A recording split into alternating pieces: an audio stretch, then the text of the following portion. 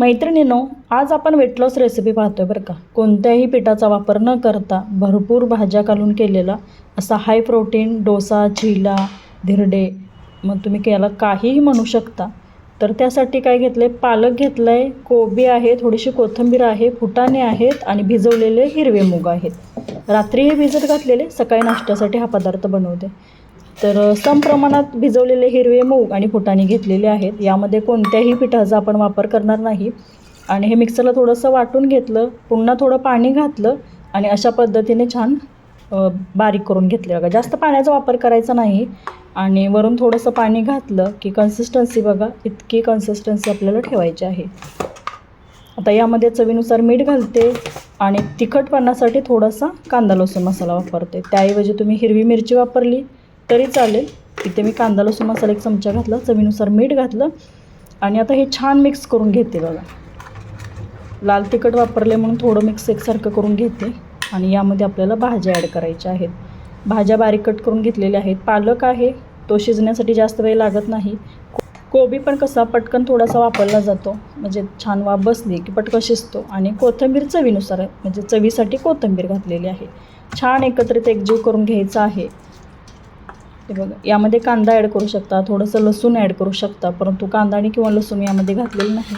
तर यामध्ये मी भरपूर असं पनीर घालणार आहे. बघा, अर्धी वाटी पनीर आहे बघा. आणि हे बारीक असं कट करून घ्यायचं, जास्त मोठे पण क्यूब ठेवायचे नाहीत. किंवा त्याऐवजी तुम्ही थोडंसं किसून घेतलं तरी चालेल, परंतु असे बारीक तुकडे मी केलेत. बघा, आता पनीर त्यामध्ये घातलं की छान असं एकजीव करून घेते. आणि हे कन्सिस्टन्सी टिक्कीसाठी जसं मिश्रण हवं आहे त्या पद्धतीत ठेवायचं, किंवा थालीपीठ बनवताना जसं आहे ना तसं मिश्रण असेल तर. आणि थोडं जाडसर वाटलं तर पाणी थोडं घालू शकता. आता एक पॅन ठेवला, त्यामध्ये थोडं तेल वापरलं. तेलाऐवजी तुम्ही तुपाचाही वापर करून घेऊ शकता. किंचितचं तेल घातलं आणि वरून थोडंसं पांढरे तेल घातले. ते छान असे तडतडले की मिश्रण असं पसरून घ्यायचं आहे. चमच्याने पसरून घेऊ शकता किंवा हाताने असं थालीपीठ कसं पसरून घेतो ना तसं एकसारखं करून घेऊ शकता. हे बघा, अगदी सैलसर आहे, त्यामुळे नुसतं गोल शेपमध्ये मी एकसारखं करून घेते. आणि गॅसची फ्लेम जी आहे ती आत्ता लो फ्लेम आहे, नंतर मिडियम फ्लेमवरती छान हे वाफवून घेते. कमी तेलामध्ये बनवते, हाय प्रोटीन तर आहे बघा. आणि तुम्हाला ज्या भाज्या आवडतात त्या तुम्ही घालू शकता. आता वेट लॉस रेसिपी आहे त्यामुळे मी कोबी घातलेला आहे, त्यामध्ये पालक घातलं आहे, भरपूर असं पनीर घातलं आहे, शेवटी त्यामध्ये फुटाणे आहेत, मूग आहे. एका बाजूने छान अशी वाफ बसली की हे बघा, बाजू पलटून घ्यायची. दोन्ही बाजूनी छान असं खरपूस होईपर्यंत भाजून घ्यायचं आहे. भाजण्यासाठी थोडा वेळ जास्तच लागतो. तेलाचा कमी वापर करते ना, त्यामुळे भाजण्यासाठी वेळ हा लागणारच आहे. छान अलटीपलटी करत ना दोन्ही बाजूनी खरपूस होईपर्यंत भाजून घ्यायचं.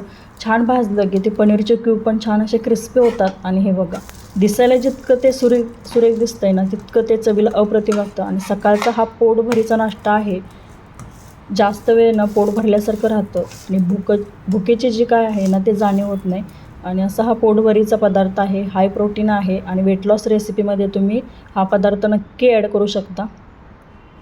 छान असा अलटीपलटी करून छान क्रिस्पी होईपर्यंत भाजून घेतला, एका प्लेटमध्ये काढला. आणि हा दह्यासोबत मैत्रिणीनं मी खाल्लेला आहे. मग तुम्ही सॉससोबत किंवा दह्यासोबत एखादी चटणी असेल तर त्यासोबत खाऊ शकता. चवीला अप्रतिम लागतो, नक्की ट्राय करा.